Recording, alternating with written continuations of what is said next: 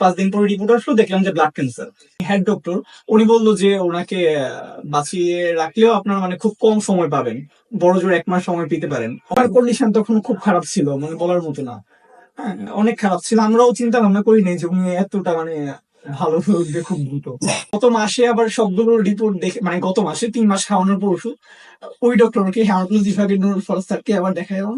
উনি তো পুরো অবাক, মানে ওনার যে ছিল বলার মতো না। উনি আসসালামু আলাইকুম ওয়া রাহমাতুল্লাহি ওয়া বারাকাতুহু। সম্মানিত দেশবাসী, আমি cancer specialist doctor SM. Sarwar. বিশেষ করে আপনারা জানেন যে সারা ওয়ার্ল্ডের ডাক্তারদের বক্তব্য একসময় ছিল যক্ষ্মা হলে রক্ষা নেই, এখন বক্তব্য হলো ক্যান্সার হলে রক্ষা নেই। একসময় যক্ষ্মা হলে মানুষ মারা যেত, একসময় টাইফয়েড জ্বর হলে কোনো না কোনো অঙ্গ চলে যেত, একসময় বসন্ত রোগ হলে সমস্ত শরীর পাটা টোকার মতো হয়ে যেত, এমনকি রোগীকে বাইরে নেওয়া হতো, বাড়ির বাইরে। এমনকি আমাদের একজন নবীকেও পাহাড়ে নেওয়া হয়েছে বসন্ত রোগের কারণে। এমনকি ডায়রিয়া হইলো গ্রামের পর গ্রাম মানুষ মারা যায়। সেই রোগগুলি যখন কোনো ব্যক্তি নেই, সম্পূর্ণরূপে এখন সুস্থ হয়। এমনই বর্তমানে ক্যান্সার, কিডনি, থ্যালাসেমিয়া, এইডস রোগ সারা ওয়ার্ল্ডের ডাক্তারদের বক্তব্য যে সেগুলো হলো মরণবিধি। চিকিৎসা করতে লাগে মাসে কয়েক লক্ষ টাকা, আবার রোগী একসময় চিকিৎসা করতে করতে মৃত্যু হয়। এমনই একজন আহ মৃত্যুকে যিনি বিজয় লাভ করেছেন, মৃত্যুঞ্জয়ী সেই ব্যক্তি আমাদের সামনে বসা, ব্লাড ক্যান্সার রোগী। আপনারা জানেন ব্লাড ক্যান্সার হওয়া মানেই তাকে প্রতি মাসে 10 ব্যাগ, 15 ব্যাগ, 20 ব্যাগ পর্যন্ত রক্ত দিতে হয়। 1 দিন 2 দিন পর রক্ত দিতে হয়, 3 দিন 4 দিন পর রক্ত দিতে হয়, এমন একটি অবস্থা হয়ে যায়। তো বিশেষ করে সেই ব্লাড ক্যান্সার রোগী মৃত্যুঞ্জয়ী সেই মানুষটার নামও রঞ্জন চক্রবর্তী, নাকি? আপনি তো রঞ্জন চক্রবর্তী। আমরা শুনবো সেই গল্প, আপনি কিভাবে সুস্থ হয়েছেন। বিশেষ করে আগে বলেন আপনার নাম। রঞ্জন চক্রবর্তী। রঞ্জন চক্রবর্তী। রঞ্জন চক্রবর্তী। রঞ্জন চক্রবর্তী। আপনার পিতার নাম? রাখাল চন্দ্র চক্রবর্তী। রাখাল চন্দ্র চক্রবর্তী। আপনার গ্রামের নাম? কামাল্লা। কামাল্লা। Post office? কামাল্লা। থানা? মুরাদনগর। জেলা? কুমিল্লা। কুমিল্লা। আপনার কি হয়? বাবা। আপনার নাম কি? রণবীর চক্রবর্তী। রণবীর চক্রবর্তী। আপনার পিতার নাম? রঞ্জন কুমার চক্রবর্তী। আপনার আম্মুর নাম? জয়রানী চক্রবর্তী। আপনার গ্রাম? কামাল্লা। কামাল্লা। পোস্ট অফিস হলো কামাল্লাই। কামাল্লা, থানা মুরাদনগর। মুরাদনগর, জেলা হলো কুমিল্লা। ঠিকানাটা দিলাম মানুষ যাতে আপনাদের সাথে যোগাযোগ করতে পারে। আচ্ছা, বিশেষ করে আপনি কিভাবে কি অসুস্থ হয়েছিলেন, কোথায় ডাক্তারের কাছে গেছেন, কিভাবে রিপোর্ট করেছেন, কি ধরা পড়ছে, কি চিকিৎসা করেছেন এবং কিভাবে সুস্থ হয়েছেন, আপনি একটু যদি আপনি নিজে নিজে একটু বিস্তারিত বলেন। 4 মাস আগে, 5 মাস আগে, হ্যাঁ 5 মাস আগে আমার ব্লাডে ডেঙ্গু পজিটিভ ছিল। প্রথম 6 মাস। ডেঙ্গু যে পজিটিভ হ্যাঁ, হয়েছে, হ্যাঁ। কোন ডাক্তারের কাছে দাঁড়ান? আমরা প্রথম আসলে- কুমিল্লা টাওয়ারে ডেঙ্গু পজিটিভ ধরা পড়ে। তারপর ওনার প্লাটিলেট কাউন্ট কমতে থাকে, হিমোগ্লোবিন কাউন্ট কমতে থাকে। তারপর আমাদেরকে কুমিল্লা টাওয়ার থেকে বললো যে আমাদের তো প্লাটিলেট অ্যারেঞ্জ করার কোনো নেই, আপনি বরং কুমিল্লা মেডিকেলে নিয়ে যান। তারপর কুমিল্লা মেডিকেলে নিলাম। কুমিল্লা মেডিকেলে রাত্রেবেলা 9:40 সময় আমাদেরকে বললো হার্ট অ্যাটাক হচ্ছে। তারপর আমরা সেখান থেকে কুমিল্লা থেকে প্রথমে আনলাম যে ঢাকায় বার্ডেমে ওনাকে রাখবো না, বললো যে রোগীর কন্ডিশন এত ভালো না, আপনারা অন্য জায়গায় ট্রান্সফার করে নিয়ে যান। তারপর ধানমন্ডি পপুলারে নিলাম।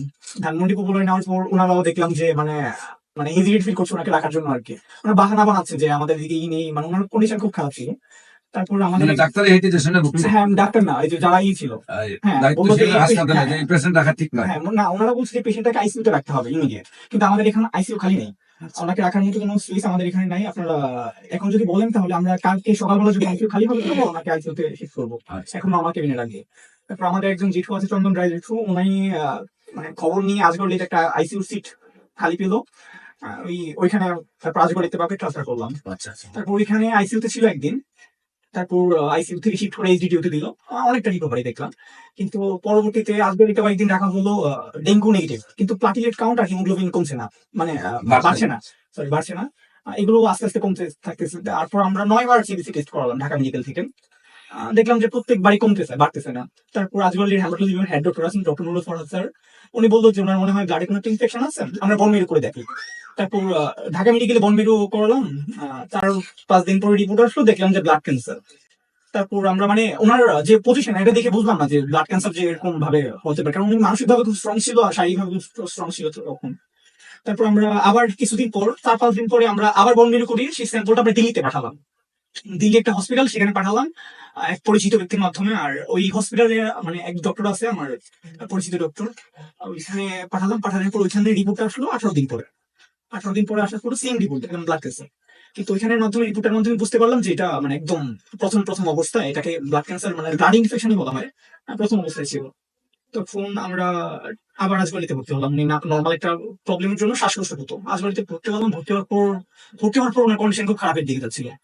তারপর হার্টে একটা প্রবলেম ধরা পড়লো। আবার এই ক্যান্সারের জন্য ওনারা সিদ্ধান্ত নিল যে ওনাকে কিমোথেরাপি দেওয়া হবে। তারপর কিমোথেরাপি দেওয়া হবে, এই সিদ্ধান্তের মধ্যে কিমোথেরাপি যেদিন দিবে, যেদিন শুরু করবে, সেদিন সিভিল লাইন করতে আসলো। সিভিল লাইন করতে আসার আগে ওনার ডক্টরটা ইকো করালো। সিভিল লাইন করতে আসছে, তখন দেখলো যে ইকোর রিপোর্ট খুব খারাপ, সিভিল লাইন করা যাবে না, ওনাকে কিমোথেরাপি দেওয়া যাবে না। ডক্টর হেমাটোলজি যে নুরুল ফরাজ স্যার, উনি হেড ডক্টর, উনি বললো যে ওনাকে বাঁচিয়ে রাখলেও আপনার মানে খুব কম সময় পাবেন, বড় জোর 1 মাস সময় পেতে পারেন। অক্টোবরের 3 তারিখ কথা বলছিল, মানে নভেম্বর 3 তারিখ পর্যন্ত। তারপর আমাদের যেটু খুব আপনার সন্ধান নিল, ডাক্তার বলে কি আপনার সর্বোচ্চ মানে 1 মাস বাঁচবে? হ্যাঁ মানে কে 1 মাস বললো? বাজাতে কোন ডাক্তার?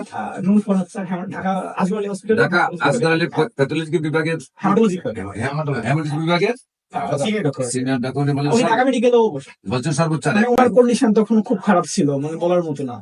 হ্যাঁ, অনেক খারাপ ছিল। আমরাও চিন্তা ভাবনা করি নাই যে উনি এতটা মানে ভালো হয়ে খুব দ্রুত। তারপর আমার, এক জেঠু, পরিচিত চন্দন রায় জেঠু, উনি আপনার সন্ধান পেলো। সন্ধান পাওয়ার পর আমাদের কাজবাড়ি থেকে শিফট আমার বের করে একদম ডিরেক্ট শুক্রবার দিন, তখন এটা মানে ফার্স্ট দিন ছিল, ফার্স্ট দিন শনিবারে, মানে শুক্রবার আপনি আসছিলেন। আমাদের শুধু একজন রোগী ছিল, হ্যাঁ আমরা ছিলাম তখন। সুচিত দাদার মাধ্যমে আপনার হলাম। তারপর আস্তে আস্তে গত ওই মাস থেকেই যখন ওষুধ আস্তে আস্তে খাচ্ছিল, ওনার প্রথম প্রথম খুব অসুবিধা হচ্ছিল ওষুধটা খেতে, মানে জিভা একদম জ্বালাপোড়া করছিল। তারপর মানে আমরা অনেক পানি দিয়েও খাওয়াইছিলাম ওনাকে ওষুধগুলো আস্তে আস্তে। তো পরবর্তীতে দেখলাম যে আস্তে আস্তে রিকভারির দিকে, প্রত্যেক মাসে দেখলাম সিডিসি রিপোর্ট, তারপর সবকিছু রিকভারির দিকে।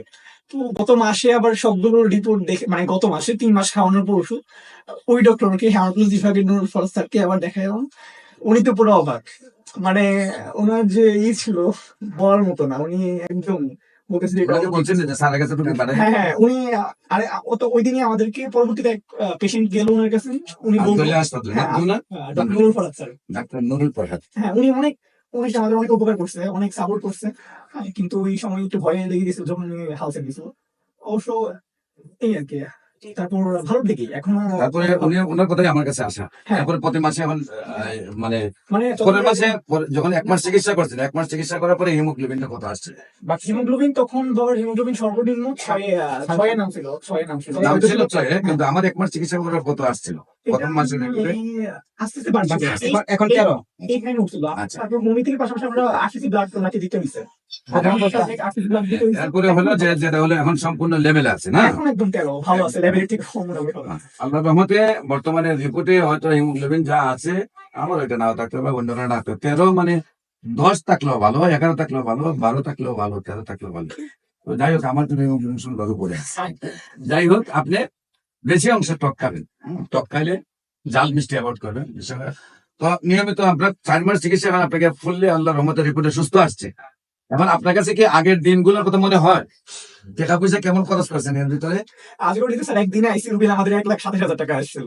একদিনে 1,07,000 টাকা বিল দিয়েছেন। আইসিইউ তে যেদিন ছিলাম। তো মোটামুটি যদি 1 বছর থাকতেন তাহলে 1.5 কোটি টাকা যেত নাকি? তো যাই